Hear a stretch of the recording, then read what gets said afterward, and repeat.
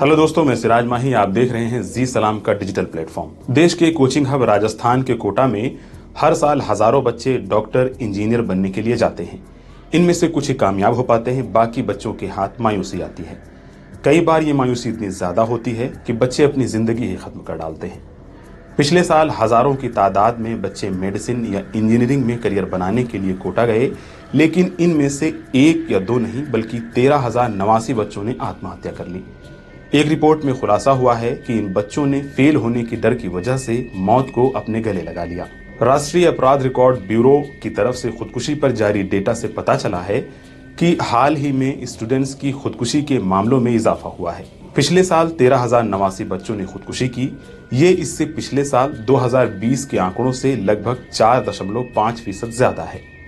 मौत को गले लगाने वाले बच्चों में लगभग आधे बच्चे 5 राज्यों महाराष्ट्र, मध्य प्रदेश, तमिलनाडु, कर्नाटक और ओडिशा से हैं। रिपोर्ट के मुताबिक 1834 बच्चों ने महाराष्ट्र में, 1308 बच्चों ने मध्य प्रदेश में, 1246 बच्चों ने तमिलनाडु में और 855 बच्चों ने कर्नाटक में खुदकुशी कर ली। हालांकि रिपोर्ट में खुदकुशी के पीछे किसी खास वजह का जिक्र नहीं किया गया है, लेकिन इतना जरूर कहा गया है कि इम्तिहान में नाकामी खुदकुशी की एक बड़ी वजह है। हाल ही में कई जगहों पर बच्चों ने इम्तिहान में फेल होने के बाद मौत को गले लगाया है।